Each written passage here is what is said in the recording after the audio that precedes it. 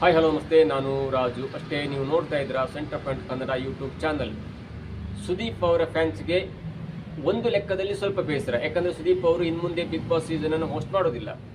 ಎರಡನೇ ವಿಷಯದಲ್ಲಿ big boss season host ಮಾಡದಿದ್ರೂ ಕೂಡ ಅದೇ ಗಳಿಗೆಯಲ್ಲಿ ಸುದೀಪ್ ಫ್ಯಾನ್ಸ್ಗೆ ಮತ್ತು ಸುದೀಪ್ ಅವರಿಗೆ ಒಂದು ಒಳ್ಳೆಯ ಖುಷಿ ವಿಚಾರ ಸಿಕ್ಕಿದೆ ನಿನ್ನೆ. ಅದು ಯಾವುದಂದರೆ, ಸುದೀಪ್ ಅವರು ನಟನೆ ಮಾಡಿದಂಥ ಅಂದರೆ 2019ರಲ್ಲಿ ನಟನೆ ಮಾಡಿದಂಥ ಪೈಲ್ವಾನ್ ಸಿನಿಮಾಕ್ಕೆ ರಾಜ್ಯದ ಅತ್ಯುತ್ತಮ ನಟ ಅಂತ ರಾಜ್ಯ ಸರ್ಕಾರದಿಂದ ಅವರಿಗೆ ಅವಾರ್ಡ್ ಸಿಕ್ಕಿದೆ. ಅಂದರೆ ಅವಾರ್ಡ್ ಘೋಷಣೆ ಆಗಿದೆ.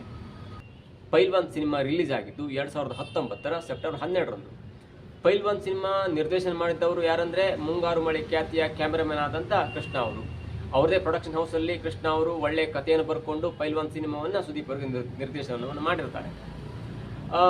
ಹೇಳಿ ಕೇಳಿ ಪೈಲ್ವಾನ್ ಸಿನಿಮಾ ಅಂದರೆ ಅದು ಗರಡಿಯ ಸಿನಿಮಾ, ಪೈಲ್ವಾನ್ ಆಗುವಂಥ ಸಿನಿಮಾ, ಪೈಲ್ವಾನ್ ಆಗಬೇಕಾದ್ರೆ ಏನೆಲ್ಲ ಬೇಕಾಗುತ್ತೆ ಮತ್ತು ಎಷ್ಟೆಲ್ಲ ತ್ಯಾಗಗಳನ್ನು ಮಾಡಬೇಕಾಗತ್ತೆ ಅನ್ನುವಂಥ ಕಥೆಯನ್ನು ಇಟ್ಕೊಂಡಂಥ ಸಿನಿಮಾ. ಆ ಕತೆ ತುಂಬ ಚೆನ್ನಾಗಿದೆ. ಕಥೆಯಲ್ಲಿ ಸುದೀಪ್ ಅವರು ಪೈಲ್ವಾನ್ ಆಗ್ಲಿಕ್ಕೆ ಹೊರಡ್ತಾರೆ, ಆದರೆ ಕೆಲವೊಂದು ಆಗು ಹೋಗುಗಳಿಂದ ಅವರು ಪೈಲ್ವಾನ್ ಆಗ್ಲಿಕ್ಕೆ ಸಾಧ್ಯ ಆಗೋದಿಲ್ಲ. ಅದರಿಂದ ಅವರ ಯಜಮಾನ ಅಥವಾ ಅವರ ಆ ಸುದೀಪ್ ಅವರನ್ನು ಶಿಷ್ಯನಾಗಿ ಸ್ವೀಕಾರ ಮಾಡಿದಂಥ ಸರ್ಕಾರ ಅಂದರೆ ಸುನಿಲ್ ಶೆಟ್ಟಿ ಅವರಿಗೆ ಬೇಸರ ಆಗುತ್ತೆ.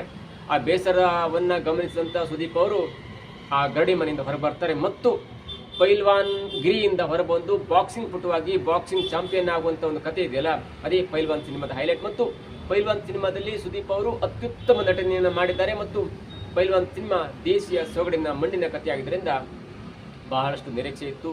ಆ ಸಿನಿಮಾ ರಿಲೀಸ್ ಆದ 1 ವಾರದಲ್ಲಿ 2 ವಾರದಲ್ಲಿ ತುಂಬ ಕಲೆಕ್ಷನ್ ಮಾಡ್ತು. ಆನಂತರ ಪೈರಸಿ ಕಟ್ ಆಗಿ ಸ್ವಲ್ಪ ಕಲೆಕ್ಷನ್ನಲ್ಲಿ ಹಿಂದೆ ಬಂತು. ಅಂದರೆ ಲಾಭವಂತೂ ಮಾಡ್ತು, ಆದರೆ ನಿರೀಕ್ಷೆ ಗಳಿಸಿದಷ್ಟು ಸಿನಿಮಾ ಹಣವನ್ನು ಮಾಡಲಿಕ್ಕೆ ಸಾಧ್ಯ ಆಗಿಲ್ಲ. ಯಾಕಂದರೆ ಅದು ಪೈರಸಿ ಕಾರ್ಡ್ದಿಂದ ಸರಿಸುಮಾರು 43 ಕೋಟಿ ಬಜೆಟ್ನಲ್ಲಿ ತಯಾರಾದಂಥ ಸಿನಿಮಾ ಸರಿಸುಮಾರು 60-70 ಕೋಟಿ ಹಣವನ್ನು ಗಳಿಸಿತು ಮತ್ತು ಒಳ್ಳೆ ಹೆಸರನ್ನು ಮಾಡ್ತು.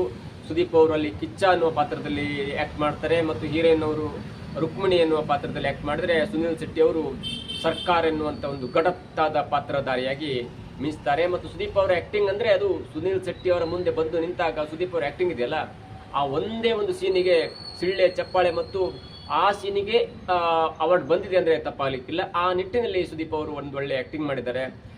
ಸುದೀಪ್ ಅವರಿಗೆ ಅವಾರ್ಡ್ಗಳು ಹೊಸ್ತಲ್ಲ, 10 ಅವಾರ್ಡ್ಗಳು ಬಂದಿದೆ. ಅಂದರೆ ಫಿಲ್ಮ್ ಫೇರ್ ಅವಾರ್ಡ್ ಬಂದಿದೆ, ನಂದಿ ಅವಾರ್ಡ್ ಬಂದಿದೆ, ಸೈಮಾ ಅವಾರ್ಡ್ ಬಂದಿದೆ, ಅನೇಕ ಅವಾರ್ಡ್ಗಳು ಅವರನ್ನು ಹುಡುಕೊಂಡು ಬಂದಿದೆ.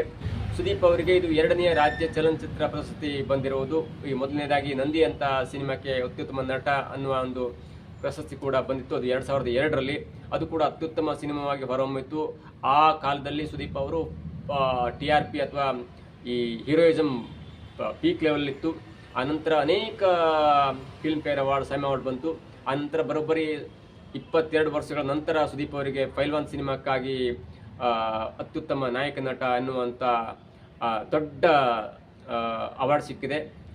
ಇನ್ನು ರಾಜ್ಯ ಸರ್ಕಾರ ಕೊಟ್ಟಂಥ ಅತ್ಯುತ್ತಮ ನಾಯಕ ನಟ ಪ್ರಶಸ್ತಿಯನ್ನು ಸುದೀಪ್ ಅವರು ಸಾರಾಸಗಟಾಗಿ ನಿರಾಕರಣೆಯನ್ನು ಮಾಡಿದ್ದಾರೆ. ಅವರು ಕೊಟ್ಟಂಥ ಉತ್ತರ ಮಾತ್ರ ತುಂಬ ಸರಳವಾಗಿತ್ತು. ನಾನು ಯಾವುದೇ ಸಂಸ್ಥೆ ಮತ್ತು ಸರ್ಕಾರ ಕೊಡುವಂಥ ಯಾವುದೇ ಅವಾರ್ಡನ್ನು ನಾನು ತೆಗೆದುಕೊಳ್ಳುವುದಿಲ್ಲ, ಹಾಗಾಗಿ ಈ ರಾಜ್ಯ ಸರ್ಕಾರ ಕೊಟ್ಟಂಥ ಅವಾರ್ಡನ್ನು ಕೂಡ ನಾನು ತೆಗೆದುಕೊಳ್ಳುವುದಿಲ್ಲ.